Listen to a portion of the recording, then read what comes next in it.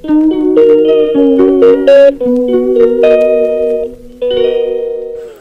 Friends, ভাদ্র মাস আসতে না আসতে দেখো তাল নিয়ে চলে এসেছি তালের বড়া বানানোর জন্য। বড়মশাইকে বললাম একটা তাল কিনে নিয়ে আসবে, বলতে বলতে অমনি বাজারে গিয়েছিল, আজকে চোখে পড়েছিল, তালটা কিনে নিয়ে আসলো। ভাবলাম বড়াই করি, তালগোলাটা আমার খুব একটা ভালো লাগে না, ওই জন্য বড়া করব। বড়া স্কিপ না করে ভিডিওটা পুরোটা দেখবে কীভাবে আমি বড়াটা তৈরি করছি। আমার মতো একটু ট্রাই করে তোমরাও দেখো বাড়িতে আমি যেভাবে ট্রাই করি বড়াটা। তালটাকে এখন মেখে নেব। মাখার জন্য এখানে কলা নিয়েছি আর এখানে সুজি নিয়েছি। সুজিটাকে ভিজিয়ে রেখেছিলাম জলে ঘন্টাখানিক মতো। সুজি দিলে বড়াটা একটু ফুলে ওঠে। এখানে আছে চালের গুঁড়ো এটার মধ্যে, আর এখানে চিনি আছে, এখানে ময়দা আছে, একটু সামান্য লবণ দিয়ে দেব। এখন মেখে নেব চালের গুঁড়ো, ময়দা, সুজি, কলাই সব দিয়ে তালটাকে ভালো করে মাখতে হবে। উপকরণগুলো এখানে দিয়ে দিয়েছি একবারে। ভালো করে এখন মেখে নেব, চটকিয়ে ভালো করে কলাগুলোকে আগে চটকিয়ে নেব।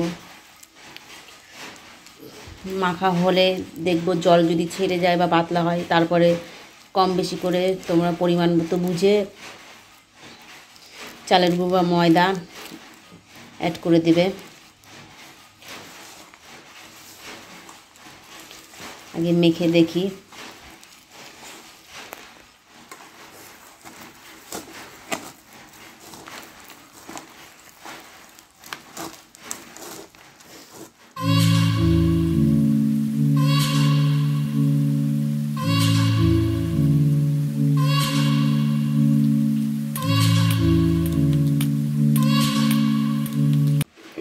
দেখো ঘন্টাখানিক পরে আমি চলে এসেছি,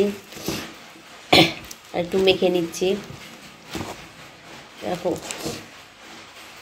মাখাটা আমার কতটাই হয়েছে। এখন ভেজে নেব। তেলটা আমার গরম হয়েছে নাকি জাস্ট আমি একটা ছিটে ফোঁটা দিয়ে রেখেছিলাম। হ্যাঁ, তেলটা গরম হয়েছে। তারপরে গরম হওয়ার পরে আমি একে একে সব বড়াগুলো দিয়ে দিয়েছি। আমার বড়া কিন্তু গোল হয় না, একা বাঁকা ট্যাড়া হয়, কিছু মনে করো না। দেখো উল্টিয়ে পাল্টিয়ে লাল করে ভেজে নেব বড়াগুলো।